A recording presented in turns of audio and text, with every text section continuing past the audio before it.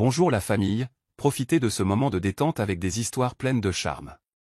N'oubliez pas de vous abonner et de partager vos réflexions dans la section des commentaires.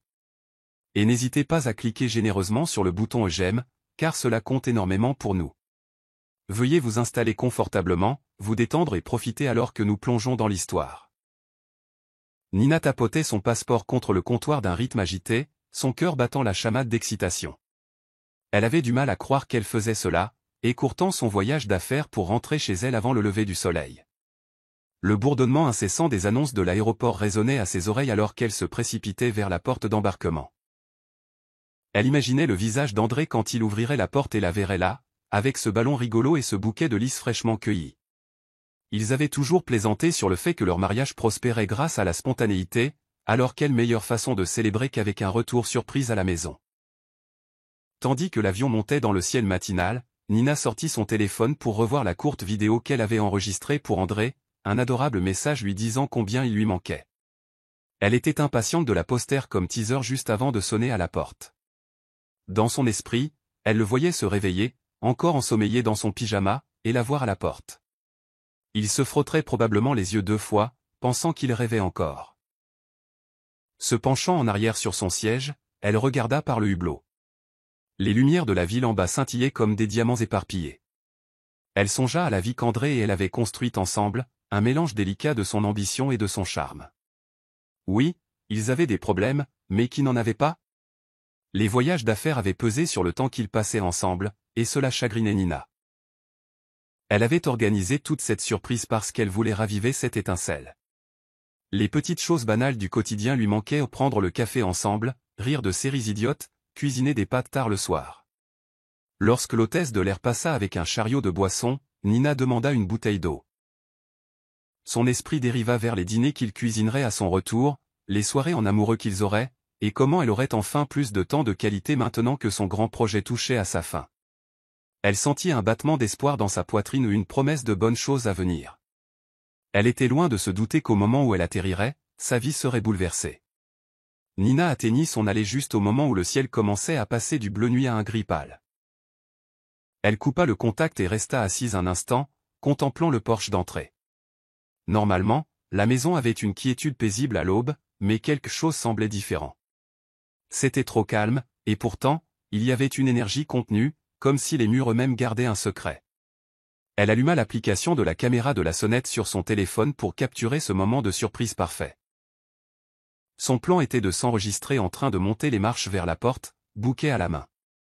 Mais au lieu de son seul visage, l'écran affichait un journal des alertes de mouvements récentes. Les horodatages indiquaient plusieurs enregistrements datant de plus tôt ce matin-là. Bien trop tôt pour des visiteurs habituels. Son front se plissa de confusion. Qui viendrait à 4 heures du matin? Une douce brise bruissait dans les arbres au-dessus de sa tête, et Nina réprima un frisson. Elle essaya d'ouvrir la vidéo la plus récente.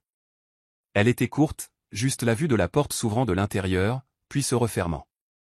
Elle pouvait voir un bras, clairement celui d'un homme, mais l'angle n'était pas assez bon pour révéler de qui il s'agissait. Peut-être André? Mais pourquoi partir si tôt, et pourquoi ne le lui avait-il pas dit? Un mauvais pressentiment lui noua l'estomac. Elle l'ignora, se disant que c'était peut-être juste un colis ou qu'il était parti faire un jogging matinal, bien que ce ne soit pas dans ses habitudes d'être debout à cette heure-là. Elle prit une profonde inspiration. C'était censé être un moment heureux, non assombri par la paranoïa. Elle rassembla ses bagages, son téléphone et le bouquet légèrement écrasé. En montant les marches, elle remarqua quelque chose de brillant près du paillasson. Se penchant, elle trouva un petit morceau de paillette. Cela aurait pu provenir d'une décoration de fête, bien qu'elle ne se souvînt d'aucune célébration qu'ils aient prévue. Nina se tint devant la porte d'entrée, hésitant à la déverrouiller. Son intuition lui murmurait que quelque chose n'allait vraiment pas. Son cœur battait dans sa poitrine comme un avertissement constant. Mais elle refusa de céder à ce sentiment d'effroi. C'était sa maison. Elle enfonça la clé dans la serrure et se prépara pour sa grande entrée. Dès que Nina entra, un bruit sourd de musique et une cacophonie de voix parvinrent à ses oreilles. La confusion l'envahit. Qui diable organisait une fête à cette heure-ci? Mettant sa valise de côté, elle avança prudemment. Les lumières du salon étaient allumées, et la maison autrefois silencieuse qu'elle partageait avec André était animée de bavardages. Son bouquet tremblait dans sa main alors qu'elle entendait des rires, des tintements de verre et des conversations animées. Aucune de ces voix ne lui était familière, du moins pas au début. Elle s'approcha de l'arche du salon et jeta un coup d'œil à l'intérieur. Ses yeux s'écarquillèrent à cette vue. Des gens, au moins 2 douzaines, se tenaient là, sirotant des boissons et discutant. Le salon et la salle à manger à air ouvert étaient décorés de guirlandes bleu pâle et blanches. Une grande table au centre était couverte de cadeaux emballés dans des couleurs pastel. Nina entrevit une bannière avec les mots « Baby Shower » griffonnés dessus, bien qu'elle ne pût lire le reste. Son rythme cardiaque s'accéléra. Qui organisait une baby shower chez elle à son insu?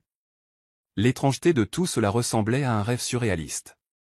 Elle chercha le visage d'André dans la foule, mais il n'était nulle part. Soudain, elle se sentit déplacée dans sa propre maison, comme une invitée indésirable s'incrustant à la fête de quelqu'un d'autre. Silencieusement, elle déposa le bouquet sur la console du couloir. Ses pensées s'emballèrent. Était-ce une baby shower surprise pour quelqu'un de la famille d'André? Mais pourquoi ne le lui aurait-il pas dit? Et pourquoi y avait-il tant d'étrangers? Son téléphone vibra dans sa poche. Elle le sortit pour voir un message de sa tante, Grace. « Appelle-moi dès que tu atterris. C'est urgent. » Elle déglutit, l'effroi s'accumulant dans son estomac. Qu'y avait-il de si urgent? S'avançant davantage dans le salon, elle tenta de donner un sens à la scène. C'est alors qu'elle entendit une salve d'applaudissements et des acclamations venant de l'autre côté. Quelque chose au fond d'elle lui disait qu'elle était sur le point de découvrir quelque chose qu'elle préférerait ne pas savoir. Nina se faufila à travers la foule, son regard fixé sur la grande bannière scintillante accrochée à la fenêtre du salon. Maintenant, elle pouvait la lire clairement. Bienvenue bébé Eden. Le nom lui fit l'effet d'un coup de poing dans la poitrine. Elle essaya de faire le lien. Qui était Eden? Elle se fraya un chemin entre les invités, qui semblaient béatement ignorer que la propriétaire légitime venait de rentrer. Des bribes de conversation flottaient autour d'elle. Je n'arrive pas à croire que c'est presque l'heure pour le bébé. Elle est si grosse maintenant. Oh, André est tellement excité. Il a tout planifié jusqu'à la couleur du berceau. Nina se figea. André est tellement excité? Voulait-il parler de son André? La pièce se mit à tourner. Elle se retrouva au pied des escaliers, incertaine si elle devait affronter ces étrangers ou continuer son enquête. Puis, une femme passa en tenant un ballon argenté. Elle remarqua Nina, lui offrit un sourire poli et dit « Félicitations. Jade se sent bien. » Ce nom, Jade, transperça le cerveau de Nina comme une sirène. Jade était sa meilleure amie de l'université, la seule personne qui aurait dû l'aider à planifier une surprise pour André, le cas échéant. Pourquoi le nom de Jade revenait-il dans le contexte de cette baby shower? Sans voix, Nina marmonna une réponse évasive et continua d'avancer. Le tourbillon de confusion et d'effroi semblait étouffer l'air. Elle s'appuya contre la rampe, se sentant chancelante. Avant qu'elle ne puisse décider de son prochain mouvement, la porte de la nurserie, son ancien bureau à domicile, s'ouvrit en grand. Un petit groupe en sortit, parlant du berceau du bébé et de la manière attentionnée dont il avait été conçu. Le cœur de Nina martelait si fort qu'elle pouvait l'entendre dans ses oreilles. André avait transformé son bureau en nurserie sans le lui dire? Le choc se mua en colère. Comment osait-il faire des changements aussi importants à son insu? 1000 questions se bousculaient dans son esprit, mais la plus importante demeurait. Pourquoi Jade serait-elle impliquée? Levant les yeux vers le groupe d'étrangers qui se dirigeait vers elle, Nina prit une décision. Elle devait trouver André ou Jade, n'importe qui pouvant lui donner des réponses. Mais la seule chose dont elle était sûre, c'est que la vie telle qu'elle la connaissait était sur le point de changer à jamais. Soudain, elle était là, Jade, debout près de la cheminée, vêtue d'une robe de maternité fluide qui moulait un ventre très arrondi. Ses longs cheveux ondulés étaient parfaitement coiffés, et ses joues brillaient de cet éclat révélateur que les futures mères ont souvent. Mais pour Nina, cette vue fut un coup dévastateur. Jade riait avec un petit groupe, des voisins que Nina reconnaissait mais à qui elle parlait rarement. Elle avait tout l'air de la star célébrée du moment, la future maman. La femme de l'heure, comme la bannière aurait aussi bien pu le dire. La douleur serra le cœur de Nina. Comment Jade pouvait-elle être enceinte, visiblement à un stade avancé, sans que Nina ne le sache? Elles étaient meilleures amies. Elles avaient l'habitude de tout se raconter, des béguins idiots à l'université aux grandes décisions de carrière. Elle s'était un peu éloignée ces derniers temps à cause de l'emploi du temps de voyage chargé de Nina, mais jamais Nina n'avait soupçonné que quelque chose d'aussi monumental se passait dans son dos. Elle déglutit difficilement et fit un pas de plus, s'attendant à moitié à ce que Jade lève les yeux et croise son regard. Mais Jade était trop absorbée par sa conversation, décrivant comment elle sentait des petits coups légers et des contractions de Braxton X. André a été une bénédiction, s'extasia Jade. Il a été tellement encourageant, organisant toute cette fête pour que je ne stresse pas. Les poings de Nina se serrèrent le long de son corps. Elle sentit une vague de colère monter, menaçant de briser son sang-froid. Avec une détermination tremblante, elle avança jusqu'à se tenir à quelques mètres seulement derrière Jade. L'un des voisins aperçut Nina. La confusion envahit ses traits. Le silence se répandit comme une traînée de poudre. Les conversations s'estompèrent en milieu de phrases, et tous les yeux se tournèrent vers Nina. Jade se retourna lentement, le visage blêmissant. Un instant, on aurait dit que le temps lui-même s'était figé. Nina, murmura Jade, la voix tremblante. Le ventre de femme enceinte entre elles semblait un mur insurmontable de trahison. Nina ouvrit la bouche pour parler, mais ne trouva aucun mot. À la place, elle fixa le ventre gonflé de Jade, les pensées tourbillonnantes dans sa tête trop écrasante pour être articulées. C'était une confrontation silencieuse, qui laissa tout le monde dans la pièce le souffle coupé par la tension. Avant que Nina ne puisse exiger une explication, Madame Dalton, la mère d'André, apparut tel un faucon fondant sur sa proie. Elle posa sa main ornée de bijoux protectrices sur l'épaule de Jade, lui offrant une pression rassurante. Puis, elle lança à Nina un regard froid et acéré qui lui glaça le sang. « Ma chère, commença Madame Dalton, s'adressant à Jade avec une affection mielleuse. Pourquoi ne t'assois-tu pas un instant? Toute cette excitation ne peut pas être bonne dans ton état. » Jade acquiesça, reconnaissante de ce soutien, et s'assit avec précaution sur le canapé. Nina regarda, sans voix, Madame Dalton s'agiter autour du confort de Jade, calant des oreillers derrière elle, lui tendant un verre d'eau. Elle avait tout l'air de la future grand-mère attentionnée. Mais où était son inquiétude pour Nina, celle qui était censée être sa belle-fille? Nina, dit Madame Dalton, tournant enfin son attention glaciale vers elle. Tu nous surprends à un moment compliqué. Sa voix était tendue, comme s'il lui fallait un grand effort pour ne pas s'en prendre à Nina. Peut-être vaut-il mieux que nous en parlions calmement. Le cœur de Nina battait la chamade. Elle voulait crier. Elle voulait exiger des réponses aux millions de questions qui tourbillonnaient dans son esprit. Au lieu de cela, sa colère étrangla sa voix. L'injustice et la trahison pesaient comme une enclume sur sa poitrine. Comment avez-vous pu permettre cela? Réussit à dire Nina, désignant impuissante le ventre de Jade et les décorations de la baby shower. Madame Dalton pinça les lèvres en signe de claire désapprobation. Oh! Nina! Tu as été absente si longtemps, à courir après ta carrière, dit-elle, comme si cela justifiait tout. André a des besoins. Cet enfant fait partie de notre héritage. Mon futur petit enfant. Et Jade lui a donné ce que tu n'as jamais pu. La bouche de Nina s'ouvrit d'incrédulité. Elle savait que Madame Dalton était traditionnelle, obsédée par la continuité familiale, mais jamais elle n'aurait imaginé une telle cruauté. Elle sentit ses yeux s'embuer de larmes, la fureur alimentant un goût amer dans sa gorge. Jade regarda Nina d'un air désolé, des larmes montant également à ses propres yeux.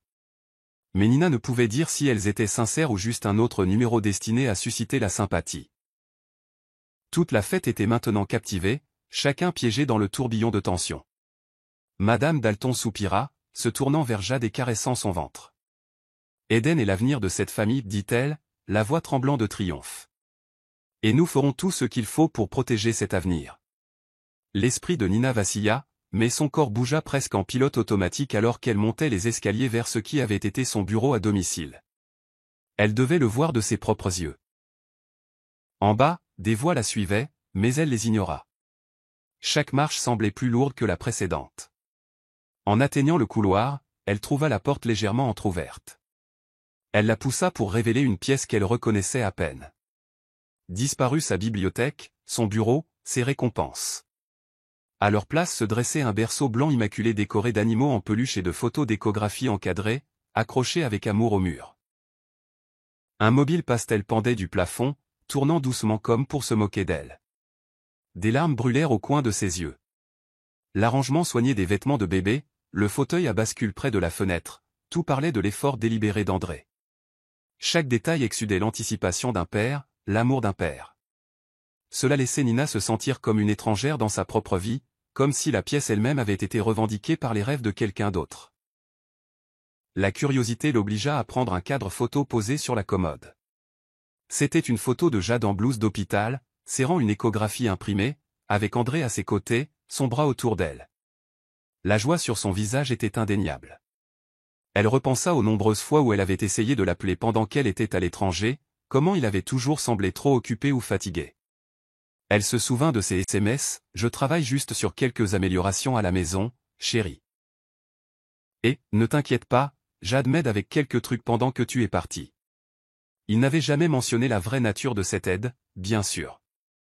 Soudain, on frappa doucement à la porte. Nina se retourna vivement pour voir Liam, son jeune cousin, jeter un coup d'œil. Il avait ce regard inquiet familier, celui qu'il arborait chaque fois que Nina avait des ennuis quand elle était enfant et qu'il l'avait trouvée en larmes. « Nina, dit-il doucement en entrant. Je viens d'arriver. » Je n'avais aucune idée que cela se passait. Tante Grace et moi, nous avons été pris au dépourvu.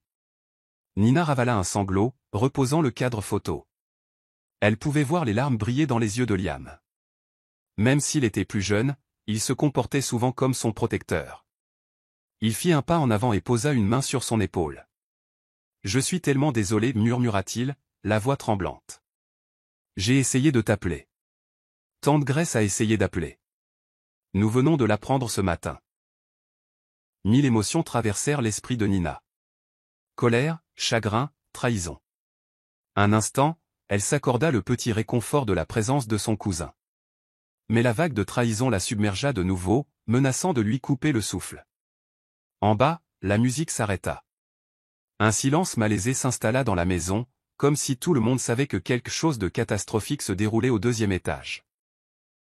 Au moment où Nina et Liam descendirent les escaliers, la foule s'écarta comme une marée silencieuse, révélant André et Jade debout près de l'entrée de la cuisine. Jade avait l'air terrifiée, tandis qu'André affichait un mélange de culpabilité et de défi.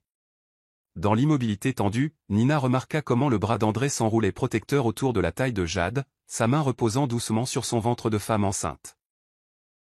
C'était un geste intime, une étreinte d'amant qui brisa le dernier espoir de Nina que tout cela ne soit qu'un malentendu grotesque. Le bouquet que Nina avait laissé sur la console du couloir semblait se moquer d'elle du coin de l'œil. Sa vaine tentative de surprise romantique. Liam s'éclaircit la gorge, mais ne dit rien. Nina réalisa qu'il essayait de lui laisser l'espace pour parler la première. Son regard se fixa sur André. « Explique, dit-elle simplement, la voix tendue. » André ouvrit la bouche, cherchant ses mots. « Nina, je... » Mais Jade l'interrompit, les yeux pleins de larmes. « Je ne voulais pas que tu la prennes comme ça, balbutia-t-elle. Nous comptions te le dire après la naissance du bébé, une fois les choses calmées. Une fois que tu serais plus stable dans ta carrière. » L'estomac de Nina se noua. « Plus stable ? Jade, tu étais ma meilleure amie. Ça ne te donne pas le droit de manigancer dans mon dos et de... » Sa voix se brisa, et elle serra les lèvres pour ne pas sangloter. André, trouvant enfin un peu de courage, s'avança. Il lâcha Jade et tenta de prendre la main de Nina. « Écoute, ça n'aurait jamais dû aller aussi loin. Jade et moi, c'est juste arrivé. Nous ne voulions pas. » Nina retira vivement sa main. « Ne me serre pas ces sornettes, siffla-t-elle, les larmes lui brûlant les joues. Vous deux avez fait un choix, plusieurs choix, encore et encore. » Madame Dalton, voyant la confrontation s'envenimer, leva le menton d'un air défensif. « André et Jade ne voulaient pas te blesser, mais parfois les circonstances changent, intervint-elle, quand tu as décidé de prioriser ta carrière par rapport à ton mariage. Ne rejetez pas la faute sur ma carrière, cracha Nina, tournant des yeux furieux vers sa belle-mère. Rien de tout cela n'est justifié. Rien du tout. » Pendant ce temps, les invités regardaient en silence gêné, certains serrant leurs cadeaux, incertains s'ils devaient partir ou rester. La baby shower s'était transformée en scandale public, et Nina sentait le regard ramper sur elle comme un projecteur invasif. Jade cligna rapidement des yeux, les larmes coulant. Nous pensions que tu serais absente plus longtemps. Le bébé arrive bientôt, Nina. Nous n'avons pas eu le temps de planifier une annonce plus discrète. Nina avait du mal à assimiler les mots de Jade. Son monde entier semblait s'être effondré en quelques minutes. La baby shower dans laquelle elle était entrée sans le savoir était pour le bébé de son mari, avec sa meilleure amie. Elle voulait crier que c'était un cauchemar, qu'elle se réveillerait et que tout redeviendrait normal. Au lieu de cela, elle resta là, les larmes coulant silencieusement, tandis que les derniers morceaux de son cœur brisé se mettaient en place. Le silence qui s'abattit sur la pièce pesa sur les épaules de Nina comme un lourd manteau. Elle sentit les regards de chaque personne lui brûler le dos. Le temps semblait ralentir, chaque seconde s'étirant en une éternité. Dans l'immobilité écrasante, Nina lâcha lentement le bouquet, le laissant glisser de ses doigts. Les fleurs tombèrent sur le sol, les pétales s'abîmant à l'impact. C'était un simple geste, mais pour les spectateurs, cela aurait aussi bien pu être une explosion. Le choc se propagea parmi les invités. Jade porta la main à sa bouche, son corps secoué de sanglots. Madame Dalton eut l'air de vouloir intervenir, mais quelque chose dans l'expression de Nina la figea sur place. Les yeux de Nina parcoururent André. La profondeur de la trahison et du chagrin dans son regard le fit détourner les yeux. Malgré toute sa culpabilité, il ne quitta pas le côté de Jade. Le coup final au cœur de Nina fut ce simple fait. À son heure la plus sombre, son mari choisit de réconforter une autre femme. Un par un, les invités commencèrent à chuchoter. Certains s'excusèrent poliment, se dirigeant vers la porte d'entrée les yeux baissés. D'autres restèrent simplement là, transis, ne sachant s'ils devaient assister au désastre en cours ou se précipiter hors de la ligne de tir. Nina prit une inspiration tremblante. Elle savait qu'une confrontation était inévitable, mais une partie d'elle voulait désespérément fuir, retrouver un semblant de dignité. Son regard balaya la pièce jusqu'à ce qu'il se pose sur Tante Grace, qui se tenait avec Liam près de la fenêtre, des larmes brillant dans ses yeux bruns et chauds. Cette petite bouée de sauvetage familial était la seule chose qui maintenait Nina debout. « C'est ma maison, dit doucement Nina, sa voix tremblant de colère et de chagrin. Et vous tous, elle regarda autour d'elle, croisant les yeux des invités restants qui la fixaient avec pitié ou jugement, vous l'avez utilisé pour célébrer la plus grande trahison de ma vie. Une vague de malaise se répandit dans la foule. Personne n'osa bouger. Jade laissa échapper un sanglot étranglé, essayant de tendre la main vers Nina, mais Nina recula instantanément. La trahison était trop vive, trop profonde. Avant que quiconque d'autre ne puisse parler, Nina tourna les talons, ignorant l'expression suppliante d'André. Elle se dirigea vers la porte d'entrée, chaque pas plus lourd que le précédent. Chaque fibre de son être voulait s'effondrer, exiger une explication, pleurer jusqu'à ce qu'il n'y ait plus de larmes. Mais les spectateurs n'allaient pas voir ça. Pas encore. Juste au moment où Nina agrippa la poignée de la porte, Madame Dalton se précipita en avant, une urgence dans les yeux qui frisaient la panique. Elle baissa la voix, tentant de paraître apaisante. « Nina, pas maintenant. Parlons dehors, insista-t-elle, jetant un regard nerveux à la foule par-dessus son épaule. Parlez, ricana Nina. Bouillonnante. Que pourriez-vous bien dire pour arranger ça? Madame Dalton se pencha, la voix basse. Tu n'es pas censé être là. Sitôt. Nous avions un plan pour te l'annoncer en douceur. Le bébé est attendu dans quelques semaines, et André, eh bien, il allait te parler après la naissance. Les entrailles de Nina se tordirent. L'audace pure de cette déclaration la laissa sans voix. Ils avaient prévu de la maintenir dans l'ignorance jusqu'après la naissance du bébé de Jade, comme si elle était une parente éloignée qui n'avait pas son mot à dire. Elle sortit sur le porche, sa belle-mère la suivant. L'air vif du matin lui fit l'effet d'une gifle, tranchant et froid. Madame Dalton ferma la porte derrière eux, étouffant le brouhaha des invités mal à l'aise à l'intérieur. Nina, dit-elle, la voix légèrement tremblante. Je sais que c'est dévastateur, mais nous devons être pragmatiques. André veut un enfant. Tu n'as jamais rempli ce rôle. Il a dû prendre les choses en main. Le sang de Nina ne fit qu'un tour. Vous parlez comme si j'étais une couveuse cassée, cracha-t-elle, les larmes striant ses joues.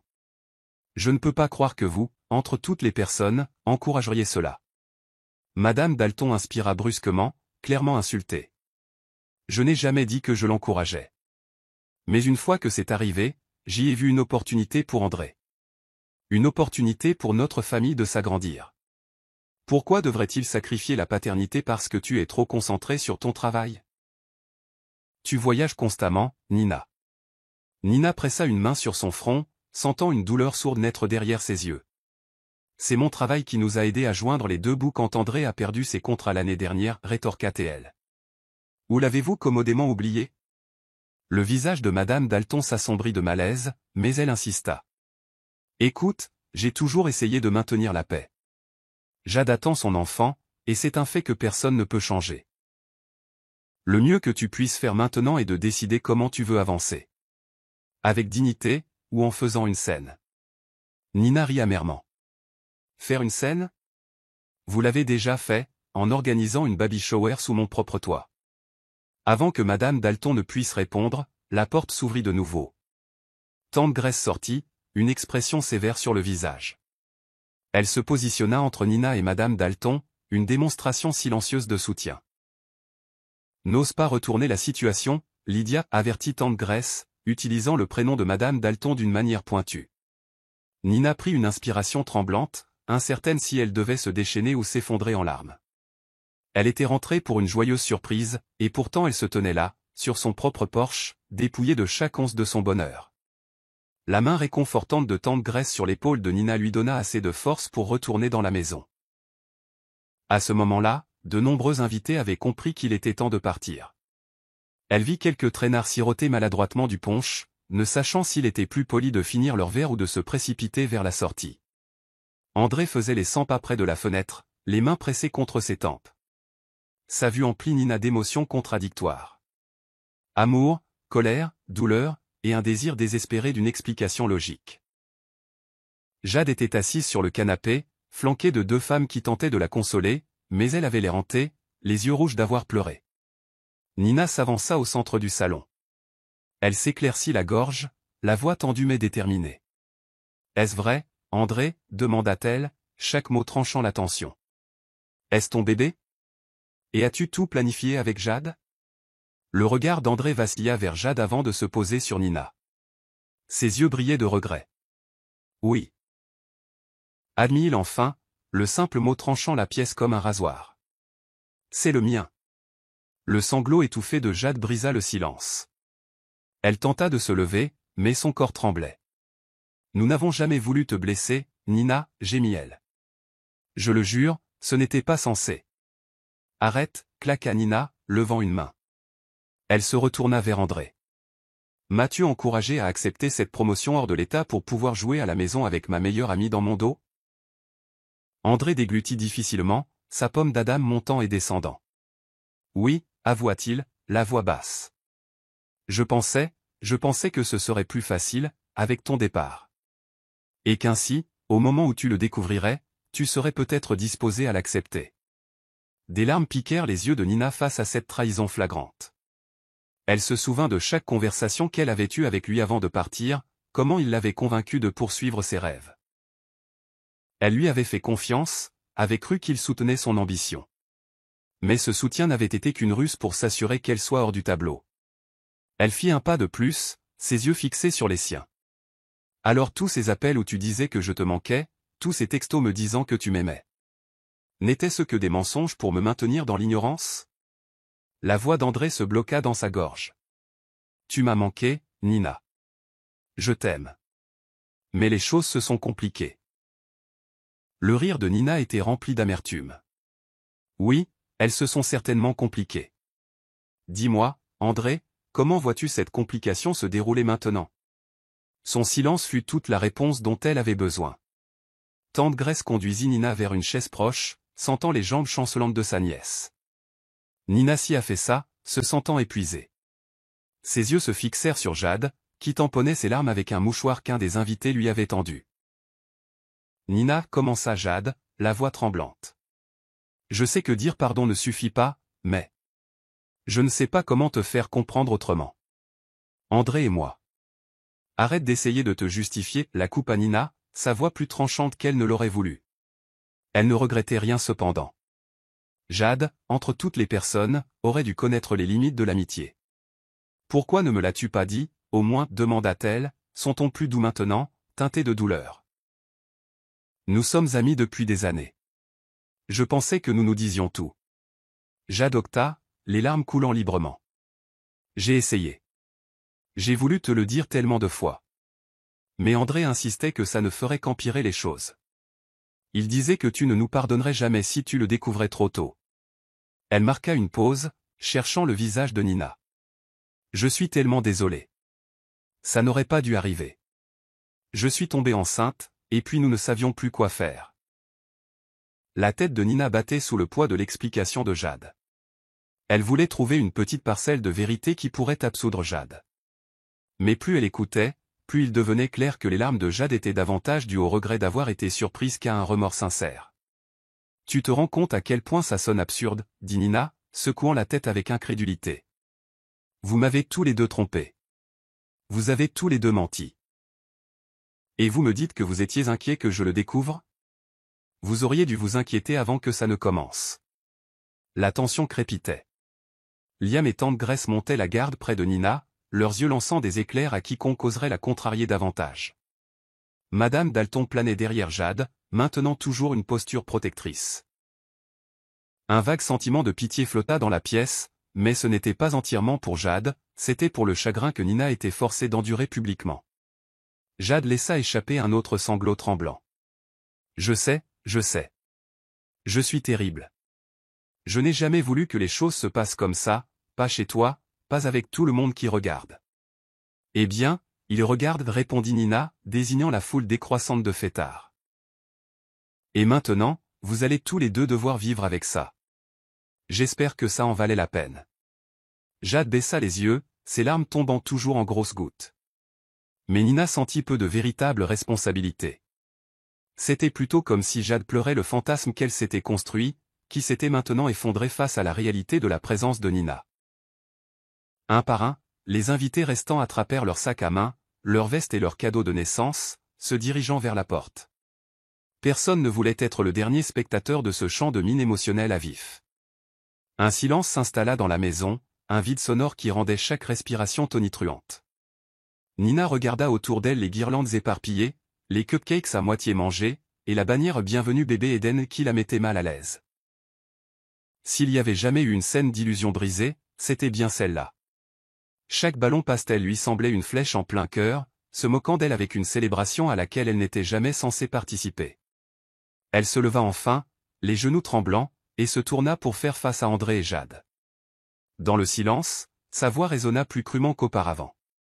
Je ne sais même pas par où commencer pour digérer ça, admit-elle, ses larmes remplacées par une froide résolution. André tenta de tendre la main à nouveau. Nina, nous devrions parler en privé, plaida-t-il.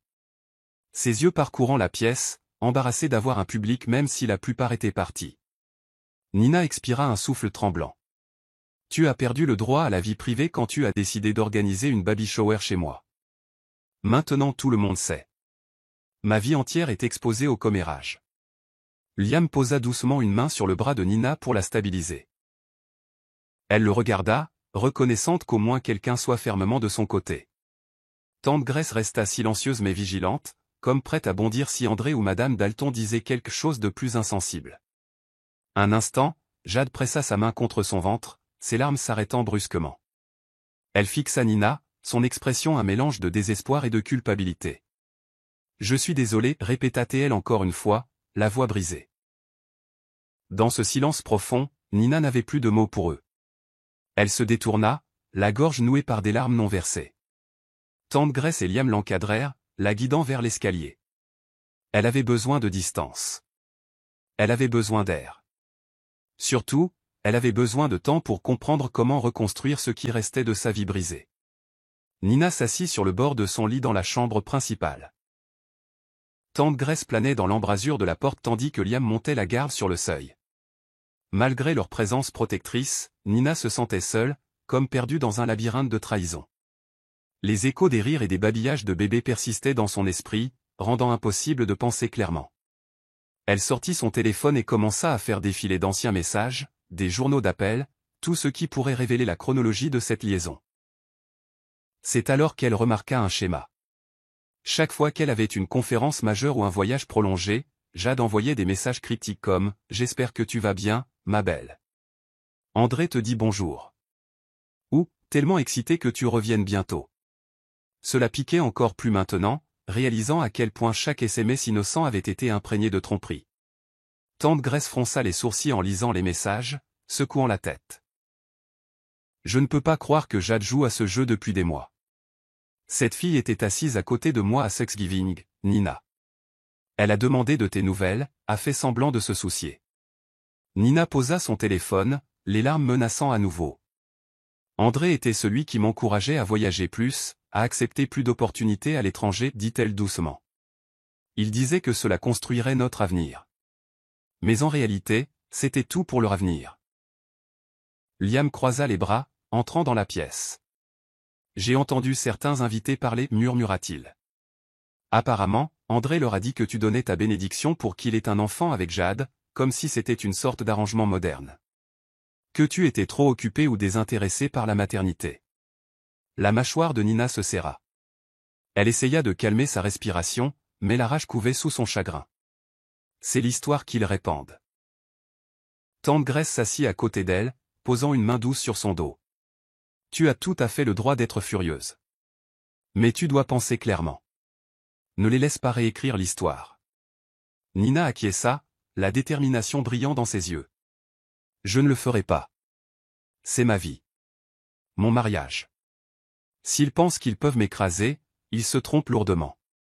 Elle se leva du lit et se dirigea vers la fenêtre, regardant l'allée. Une poignée de voitures restantes indiquait que Jade et André étaient probablement encore en bas, en train de nettoyer les décombres de leur fête malheureuse. Dans le reflet de la vitre, Nina vit son propre visage. Pâle, lasse, mais résolue.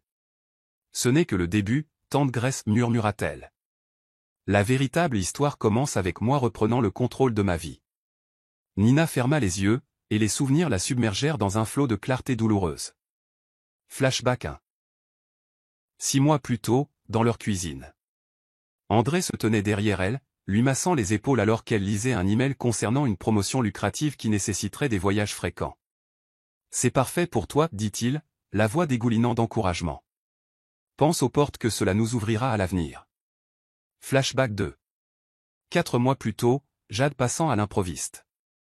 Nina s'était précipitée pour faire ses valises pour un vol. Jade insista pour aider, alors Nina la laissa seule dans le salon pendant qu'elle allait chercher une valise. Nina se souvint plus tard que Jade chuchotait au téléphone, mais elle ignora cela, pensant que c'était typique de Jade, toujours bavarde. Flashback 3. 2 mois plus tôt, Nina sentit une étrange distance avec André lors d'un appel vidéo. Il semblait distrait, regardant hors caméra, coupant le micro à des moments étranges. Elle apprit plus tard que Jade lui rendait visite, ce même week-end. Les souvenirs faisaient mal comme des plaies ouvertes, chacun témoignant de la profondeur et de la minutie avec lesquelles André et Jade avaient conspiré pour la tenir à l'écart. Ouvrant les yeux, Nina se força à respirer. Tante Grace lui frotta le dos, son expression reflétant le chagrin de Nina. Toutes ces fois où il t'a convaincu de partir. Il faisait de la place pour Jade, dit tante Grace, sa voix tremblant de colère. Liam, debout près de la commode, serra les poings. Ce n'est pas seulement de l'infidélité. C'est de la manipulation à grande échelle. Je suis tellement désolé, Nina. Nina serra les lèvres, les larmes menaçant à nouveau. Elle ressentait une avalanche de douleur chaque fois qu'elle se souvenait des mots doux d'André, des nouvelles amicales de Jade, des illusions que tout le monde soutenait son succès. En réalité, ils avaient orchestré une trahison. Mais à travers le chagrin, une étincelle de résilience jaillit. Elle réalisa qu'elle n'avait rien fait de mal en poursuivant sa carrière. Elle n'avait rien à se reprocher. La faute incombait entièrement à André et Jade, et dans une large mesure, à Madame Dalton, qui avait ouvertement cautionné leurs actions. Je ne vais pas m'enfuir, dit doucement Nina, rencontrant les yeux de tante Grace. Ils veulent que je sois la méchante, l'épouse absente qui a laissé cela arriver. Mais je ne les laisserai pas déformer la vérité. Liam acquiesça, l'admiration brillant dans son regard. Bien. Montre-leur que. Tu ne te laisseras pas réduire au silence. Nina prit une inspiration tremblante. Je le ferai. Et je commencerai par tout exposer devant ceux qui pensent connaître l'histoire. Pendant que Nina rassemblait ses forces à l'étage, la nouvelle lui parvint que Jade était dans la cuisine, pleurant inconsolablement. Intriguée par l'idée que Jade pourrait révéler davantage de ses motivations, Nina décida qu'il était temps de la confronter, loin des regards indiscrets de la foule qui diminuait. Elle fit signe à tante Grace et à Liam d'attendre dans le salon. Puis, d'un pas délibéré, elle entra dans la cuisine. Jade était assise à l'îlot, son mascara avait coulé, ses joues étaient striées de larmes. Elle sursauta en voyant Nina. Manquant de renverser un verre d'eau à moitié vide. « Je suppose que c'est ici que tu me dis encore à quel point tu es désolée, dit Nina, les bras croisés. Mais je veux la vérité cette fois. Toute la vérité. » Jade fixa son verre, la voix tremblante. « Je ne m'attendais pas à tomber enceinte si vite, murmura-t-elle. Mais une fois que c'est arrivé, André et moi avons fait un pacte, si je gardais le bébé, il trouverait un moyen de te l'annoncer en douceur. Il disait qu'il avait besoin de temps, que tu serais navré, mais qu'éventuellement, tu comprendrais. » Les mots tordirent l'estomac de Nina en nœuds. « Il t'a dit que je comprendrais ?» Jade acquiesça. « Il a dit que vous vous étiez éloignés, que tu étais plus concentré sur ta carrière que sur le fait d'avoir une famille. Que c'était peut-être le meilleur compromis pour toutes les personnes impliquées. » Nina sentit une bouffée de colère face à l'audace de cette déclaration. Un compromis? Avoir une liaison secrète et un enfant dans mon dos n'est pas un compromis. C'est une trahison, Jade. Les larmes de Jade redoublèrent. Je sais. Je sais que je suis la pire amie du monde. J'étais seule. André et moi, nous nous sommes rapprochés quand tu étais absente pendant des mois. Une chose en entraînant une autre. Et j'ai été assez stupide pour croire que nous pourrions d'une manière ou d'une autre arranger les choses si nous attendions juste le bon moment pour te le dire. Nina lutta contre l'envie de frapper. Au lieu de cela, elle laissa son silence méprisant exprimer ses sentiments. Laisse-moi deviner, Madame Dalton l'a découvert et a soutenu l'idée parce qu'elle veut un petit enfant. Une lueur traversa le visage de Jade du soulagement, peut-être, que Nina le sache déjà. Oui. Elle était contrariée au début. Mais ensuite, quand elle a réalisé qu'il y aurait un petit enfant, elle est devenue encourageante. Nina ferma les yeux. Tout était si tordu, si calculé. Tu as eu de nombreuses occasions de me le dire. Tous ces appels téléphoniques, ces messages, ces déjeuners que nous avions prévus mais que tu as annulés à la dernière minute. Tu aurais pu avouer, Jade. J'avais peur, admit doucement Jade. Je savais que je te perdrais comme amie. Et je ne pouvais pas supporter. Je suppose que j'ai été lâche. Les épaules de Nina s'affaissèrent. Elle avait dépensé tant d'énergie à haïr Jade et André, mais à cet instant, elle ressentait une tristesse écrasante qui surpassait même sa rage. Elle réalisa qu'il n'y avait rien que Jade puisse dire pour arranger les choses. Je ne peux pas te pardonner, dit Nina sèchement. Pas maintenant, peut-être jamais. Mais je mérite la vérité, toujours. Ne me cache plus rien. Jade acquiesça, les larmes coulant sur le comptoir. Je promets. Plus de mensonges. Nina sortit de la cuisine, le poids des aveux de Jade s'installant dans ses os. Liam et tante Grace attendaient anxieusement dans le couloir. Tante Grace toucha le bras de Nina. Tu as l'air pâle. Ça va? Pas du tout, admit Nina, bien qu'elle forçât un petit sourire face à l'inquiétude de sa tante. J'ai appris à quel point la tromperie est profonde. Tante Grace et Liam l'encadrèrent alors qu'ils se dirigeaient vers le salon. Madame Dalton rangeait des décorations éparses, bien que Nina soupçonna que c'était plus une habitude nerveuse qu'une réelle préoccupation pour le désordre. Elle regarda Nina avec méfiance. Comme si elle se préparait à une autre confrontation. Vous devez être contente de vous, dit Nina, le ton froid. Vous avez eu le petit enfant que vous avez toujours voulu, et peu vous importait ce que cela me coûtait. Madame Dalton soupira d'exaspération. Tu es mélodramatique, Nina. Les familles traversent parfois ce genre de choses. Liam laissa échapper un rire bref et sans joie. Pas les familles normales. C'est tordu. Tante Grace acquiesça. Ses yeux flamboyants d'une fureur protectrice. Vous avez tous conspiré pour maintenir Nina dans l'ignorance, pendant que vous célébriez derrière son dos. N'osez pas banaliser cela. Le sang-froid de Madame Dalton céda. D'accord, je l'admets. Je n'étais pas ravi quand j'ai entendu parler d'André et Jade pour la première fois, mais après avoir réalisé qu'ils étaient sérieux, j'ai pensé que ce serait peut-être une meilleure solution. Nina, tu n'as jamais semblé très intéressée par la maternité. La mâchoire de Nina se crispa. Depuis quand être une femme qui travaille équivaut-il à ne pas vouloir de famille? Vous n'avez jamais pris la peine de me le demander. N'est-ce pas? Madame Dalton haussa les épaules d'un air dédaigneux. André a fait ce qu'il devait faire pour s'assurer un avenir avec des enfants. Si tu avais été plus présente, peut-être que les choses auraient été différentes. Nina sentit son sang bouillir face à ce transfert flagrant de culpabilité. Elle ouvrit la bouche pour répliquer. Mais tante Grace la devança. Tu dépasses les bornes, Lydia, claqua-t-elle. Nina aimait André de tout son cœur. Son travail était un moyen de les aider tous les deux. Et c'est ainsi que tu la remercies? Madame Dalton plissa les yeux mais ne dit rien, se tournant plutôt pour tripoter un ballon égaré. Le silence entre elles pulsa d'une tension non résolue. Nina regarda autour d'elle dans la pièce, sentant le poids oppressant de la trahison venant de tous les coins. Les derniers traînards de la fête planaient près de la porte, incertains s'ils devaient rester ou s'éclipser. Ne sentant aucune résolution immédiate, ils jetèrent des regards compatissants à Nina avant de partir discrètement. La porte d'entrée claqua, ne laissant que la famille, et ceux qui prétendaient en faire partie. Un silence s'abattit sur le salon, ponctué uniquement par le bruissement des guirlandes tandis que tante Grace et Liam commençaient tranquillement à nettoyer. Nina se tenait au centre, émotionnellement épuisée, fixant une photo encadrée d'elle et d'André le jour de leur mariage. Ce souvenir lui semblait maintenant une plaisanterie amère. Elle inspira d'une voix tremblante, puisant sa force d'un endroit dont elle ignorait l'existence.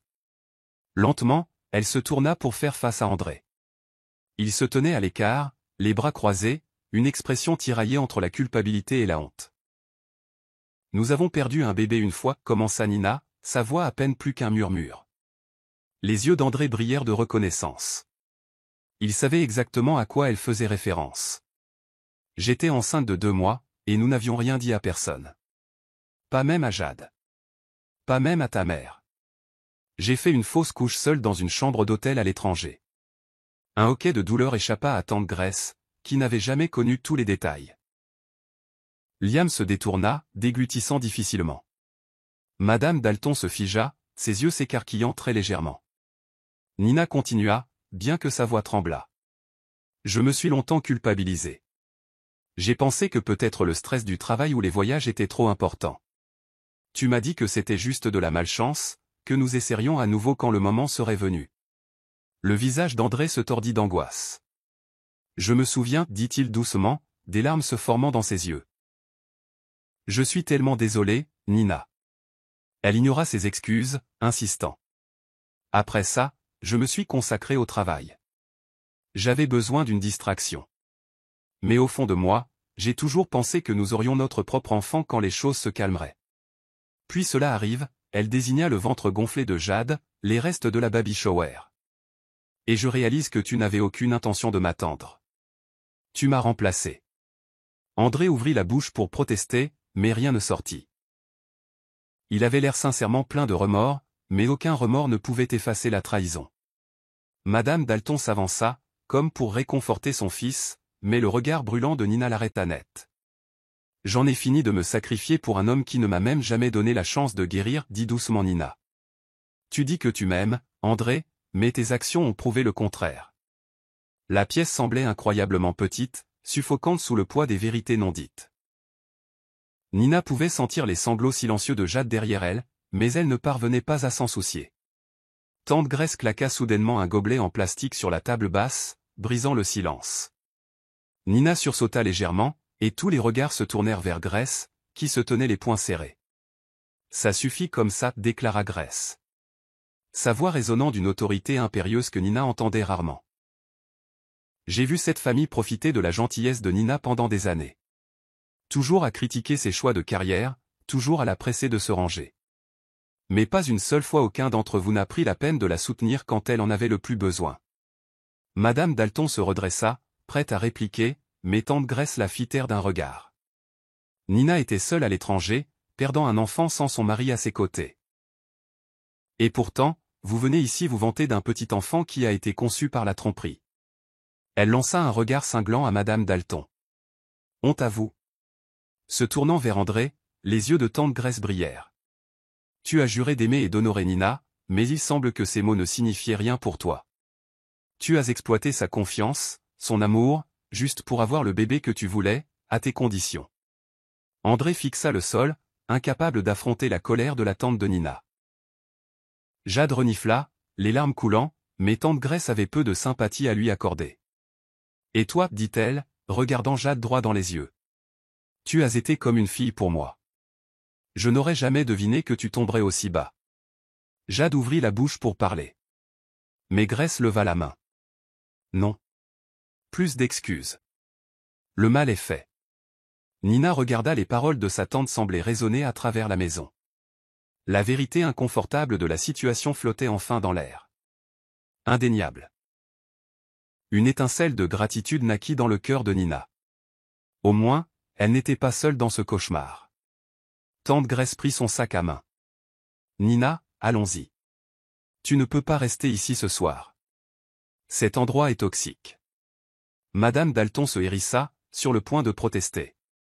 Mais tante Grace la rabroua d'un seul regard pointu. Nous enverrons chercher ses affaires plus tard. Pour l'instant, Nina a besoin d'un vrai soutien, quelque chose qu'elle ne reçoit clairement pas ici.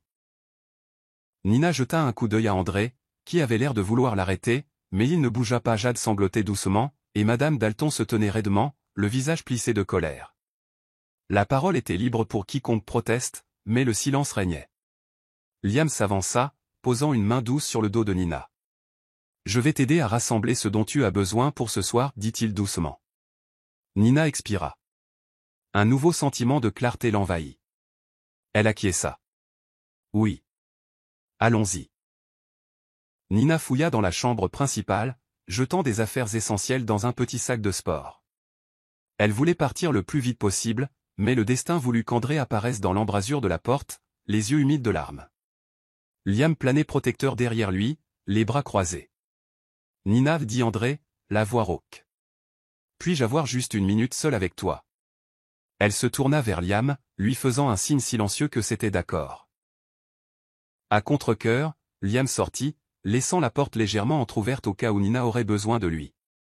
André entra dans la pièce, les mains tremblant le long de son corps. « Je ne sais pas par où commencer, réussit-il à dire, le souffle court. J'ai tout gâché. » Les yeux de Nina restèrent fixés sur son sac. Elle le ferma avec une lenteur délibérée, ignorant le tremblement de ses propres mains. « Oui, tu l'as fait, dit-elle doucement, et il n'y a pas de retour en arrière. » André fit un pas chancelant vers elle. « Je n'ai jamais voulu que ça arrive, je le jure. Jade était toujours là quand je me sentais seul. Elle m'a fait penser que, peut-être que nous pourrions tous rester amis à la fin. Je me berçais d'illusions. » Un sourire amer se dessina sur les lèvres de Nina. « Amis ? Pensais-tu honnêtement que je vous taperais sur l'épaule à tous les deux en disant « Félicitations pour le bébé ?» Il se passa une main sur le visage, les larmes coulant sur ses joues. « J'avais peur, admit-il. Peur que tu ne veuilles jamais d'enfant, peur que tu me dépasses avec ta grande carrière. » Jade était réconfortante, et puis les choses ont dégénéré. Je me suis dit que nous ne faisions que combler un vide pendant ton absence, mais ensuite elle est tombée enceinte, et... Il s'interrompit, sanglotant. La vue d'André si brisée aurait pu susciter la pitié de Nina à une autre époque. Mais elle se sentait engourdie, comme si sa compassion était enfouie sous des couches de trahison. « Tu as un enfant en route, André, dit Nina, agrippant la sangle du sac. Ça change tout, et tu le sais. Même si je pouvais te pardonner, il y a une vie sur le point de naître dans ce gâchis. » André s'essuya les yeux. « Ne pars pas, plaida-t-il.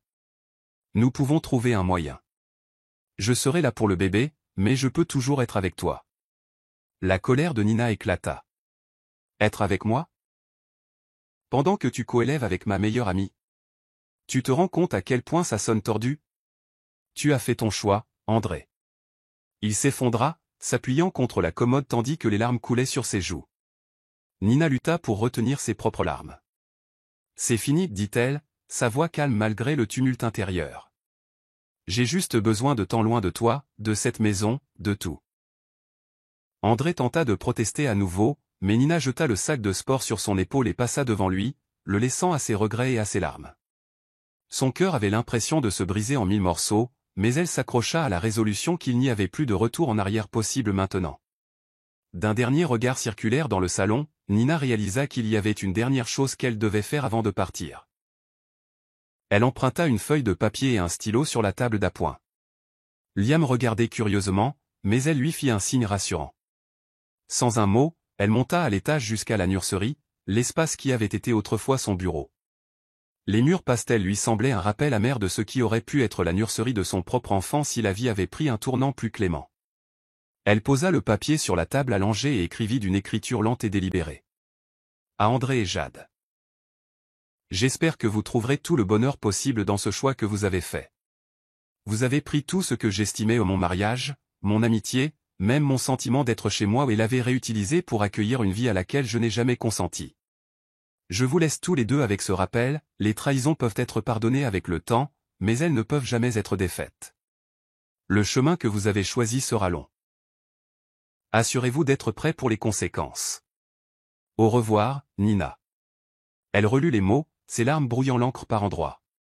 Pliant soigneusement la note, elle la plaça sur le berceau, la glissant sous un ours en peluche, comme pour protéger l'enfant à naître de la dureté du message. Le symbolisme ne lui échappa pas. Le berceau qui devait accueillir une nouvelle vie portait maintenant le glas de son mariage. Se détournant, elle essuya ses larmes, déterminée à ne pas craquer dans cette pièce. En bas, tante Grace, Liam, et même Madame Dalton attendaient dans un silence tendu. Jade n'était nulle part en vue.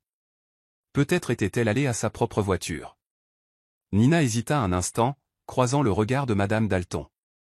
Il n'y avait aucune chaleur là, seulement un mélange compliqué de culpabilité et de défi. Sans un mot, Nina passa devant elle, sortit par la porte d'entrée. Tante Grace et Liam la suivirent, l'aidant à porter les quelques sacs qu'elle avait emballés à la hâte. Elle s'arrêta sur le seuil, sa main effleurant la poignée de la porte. La maison qui avait autrefois abrité ses rêves lui semblait maintenant le domaine d'une étrangère. Au cours des semaines suivantes, Nina resta chez tante Grace. Elle passait ses journées à travailler à distance, essayant de retrouver son équilibre dans un monde qui avait basculé. La nuit, elle fixait le plafond vide, son esprit rejouant le moment où elle était entrée en pleine baby shower, comme si c'était une scène à laquelle elle ne pourrait jamais échapper. Puis les commérages commencèrent. Amis communs, collègues et voisins chuchotaient sur la façon dont André et Jade avaient humilié Nina. Certains exprimaient leur indignation, d'autres une curiosité morbide. Mais l'effet net était le même. La réputation d'André et de Jade en prit un coup. La petite entreprise locale qu'André essayait de relancer perdit des clients qui se sentaient mal à l'aise de s'associer avec lui. Jade se retrouva isolée au travail lorsque la rumeur se répandit qu'elle avait trahi sa chère amie pendant qu'elle voyageait. Même Madame Dalton ne put échapper au jugement. Elle tenta d'organiser une réunion de famille, mais la participation fut maigre. Cousins et parents désapprouvèrent discrètement, trouvant des excuses pour ne pas venir. La matriarche autrefois respectée se retrouvait maintenant sur un terrain chancelant. Sa complicité dans le scandale la transformant en une figure de dédain murmuré. Pendant ce temps, la carrière de Nina atteignit des sommets inattendus. Malgré le tumulte émotionnel, son dévouement et son talent suscitèrent les éloges de ses patrons. On lui offrit la chance de diriger un projet majeur à l'étranger. Cette fois, elle hésita.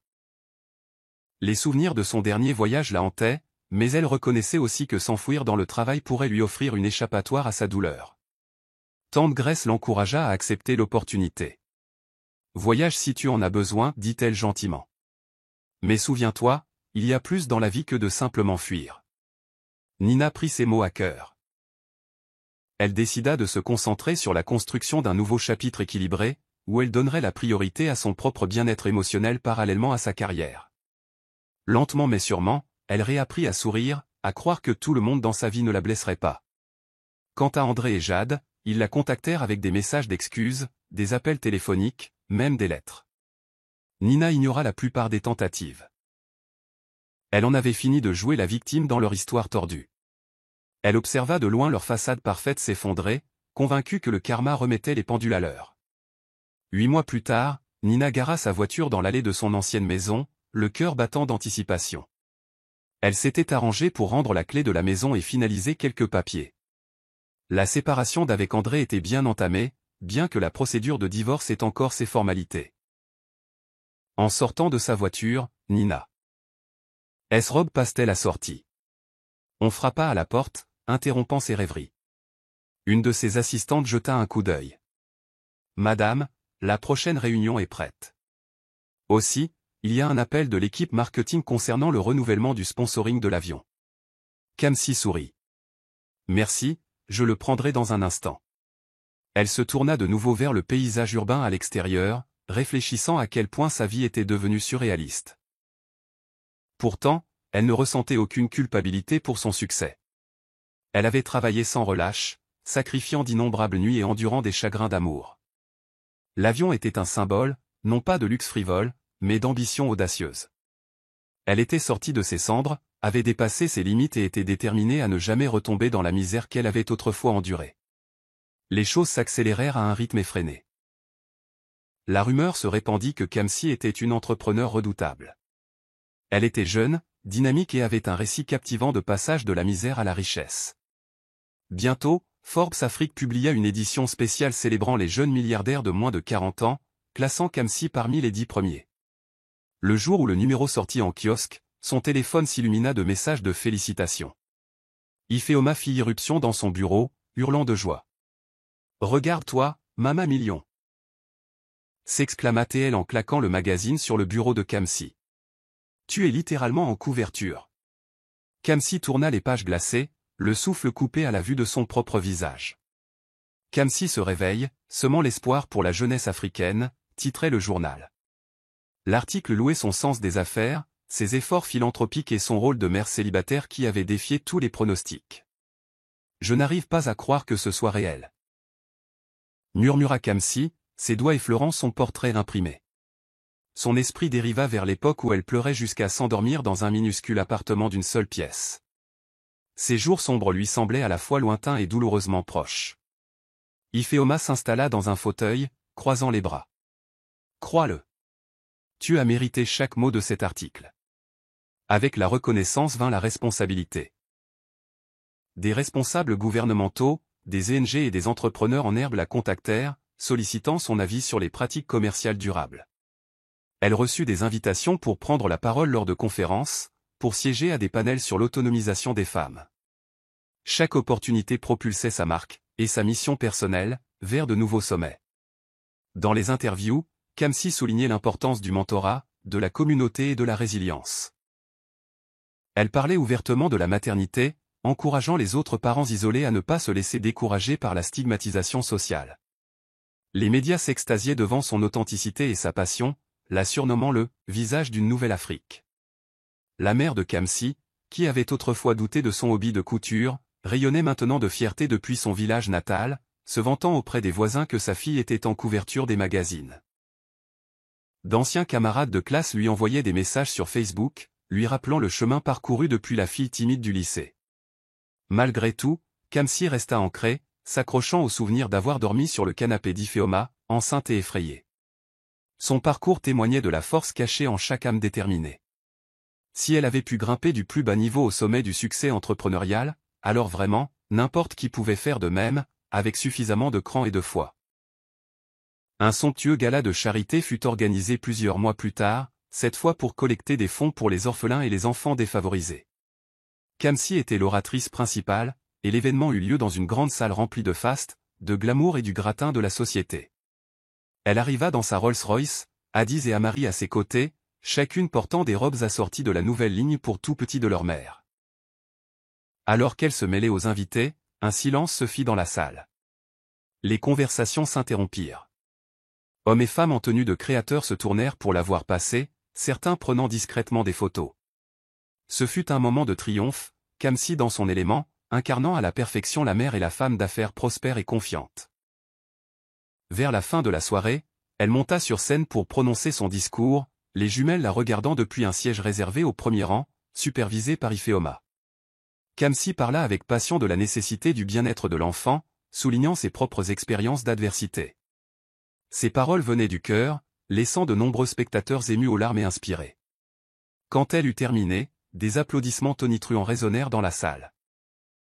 Elle descendit les marches de la scène, l'adrénaline vibrant dans ses veines. Puis elle entendit une voix qui la fit s'arrêter. « Kamsi. Pouvons-nous parler ?» Elle se tourna pour voir Shuka, les yeux brillants d'un étrange mélange d'espoir et de tristesse. Il lui fit signe de le suivre dans un coin plus calme de la pièce. Contre son meilleur jugement, elle obtempéra. Il soupira, passant une main sur son visage. « Je ne savais pas que tu étais enceinte quand je suis parti. Si j'avais su, je serais peut-être resté. » La colère monta dans la poitrine de Kamsi. Elle serra les poings, les souvenirs de son cœur brisé l'envahissant. « Tu n'as jamais demandé, » répondit-elle froidement. « Tu m'as jeté comme si j'étais un déchet. Même si tu l'avais su, je doute que tu aurais agi correctement envers moi ou nos enfants. » Son regard se porta sur Adiz et Amari, qui gloussaient à quelques mètres de là, inconscientes de la tension entre leurs parents. Une larme s'échappa de son œil. « Elles sont magnifiques, murmura-t-il. J'ai raté, tout. » Kamsi ravala la vague d'émotions. Un instant fugace, elle eut pitié de lui. Mais la pitié était loin du pardon. « Oui, tu l'as fait. Et c'était ton choix. Tu as clairement montré ce que tu appréciais. » Shuka fouilla dans sa poche, en sortant une carte de visite. « J'ai des ennuis, Kamsi. Mon entreprise est en faillite. J'ai besoin d'aide. Même un petit prêt suffirait. Ou peut-être que tu embauches. » Kamsi fixa la carte. Le cœur battant. « Tu veux que je t'embauche? Après tout ce que tu m'as fait subir. » Sa voix était à peine un murmure. « Je suis désespéré. » Elle expira lentement, régulièrement. « J'ai construit ma vie sans toi, Shuka. Et je ne te dois rien. Tu m'as fait me sentir sans valeur.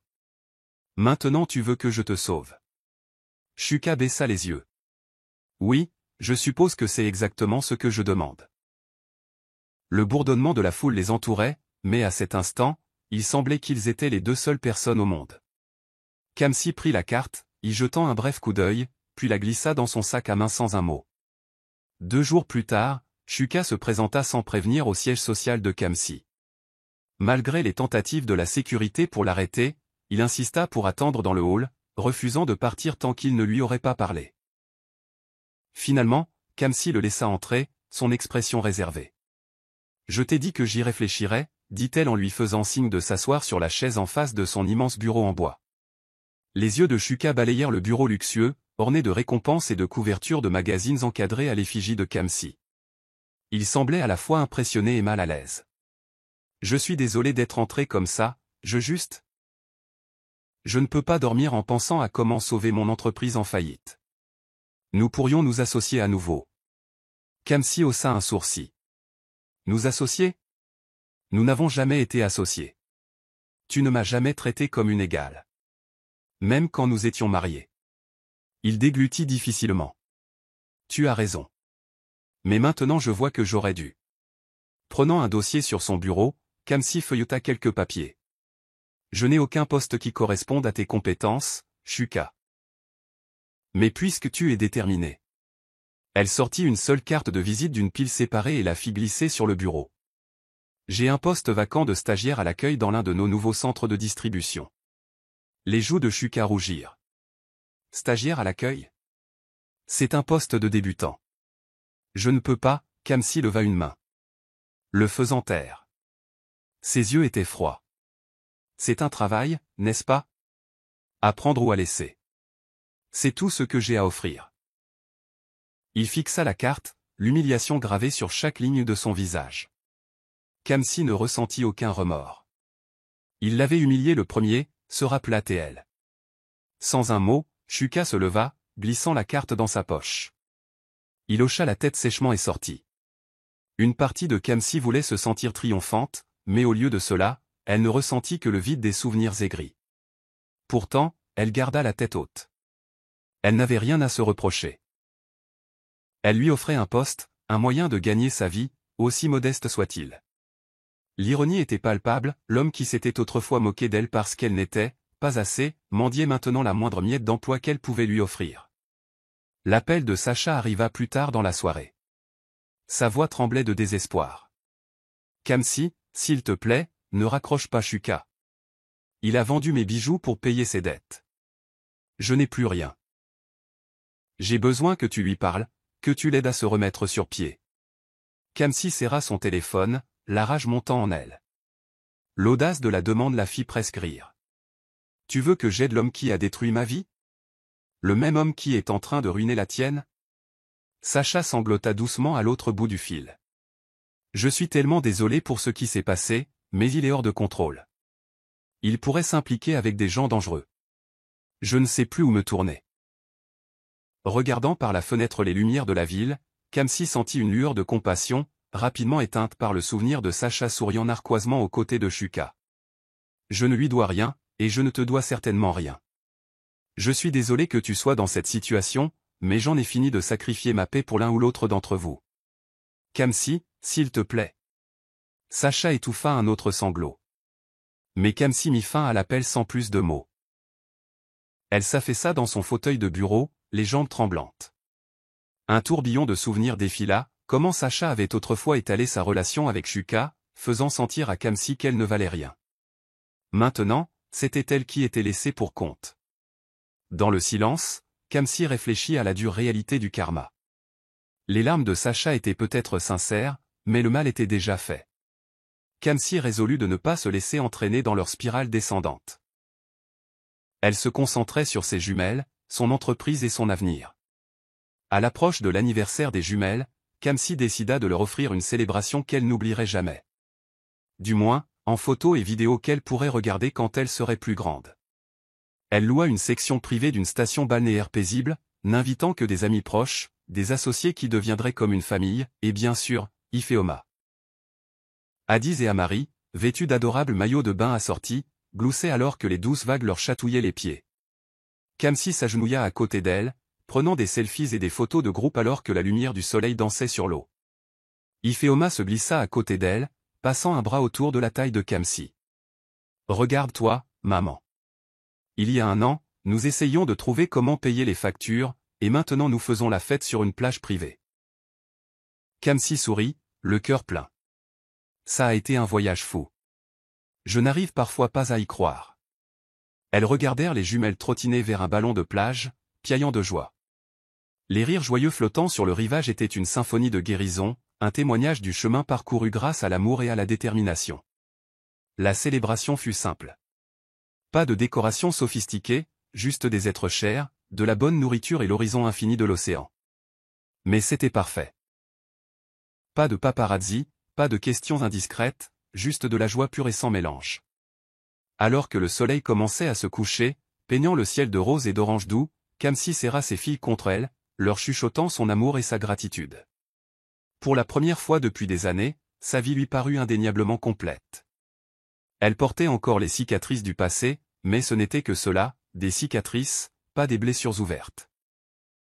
Et bien que le voyage à venir comporterait sans aucun doute de nouveaux défis, Kamsi se sentait prête à les affronter, ancrée par la connaissance de ce qu'elle avait déjà surmonté. Une semaine après la célébration à la plage, Kamsi et les jumelles montèrent à bord de son jet privé sponsorisé pour visiter un nouveau site d'usine à l'étranger.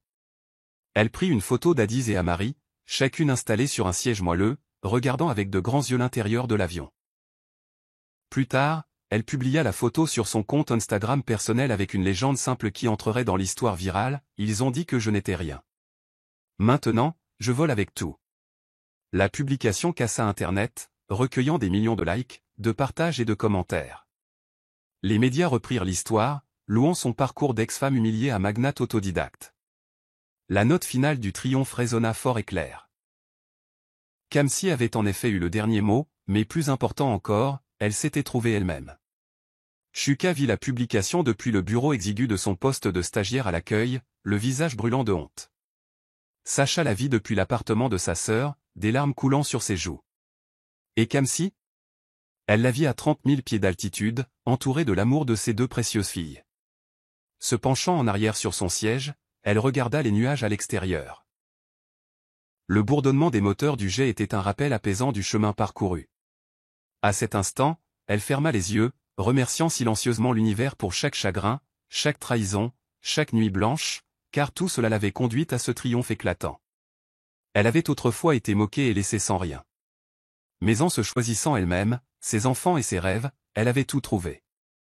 Je suis content que vous soyez arrivés jusqu'au bout. J'espère que vous avez apprécié l'histoire. N'hésitez pas à cliquer généreusement sur le bouton j'aime et à vous abonner pour d'autres récits captivants comme celui-ci. Nous aimerions avoir de vos nouvelles. Quelles leçons avez-vous tirées de cette histoire? Partagez vos réflexions dans les commentaires ci-dessous. À la prochaine histoire.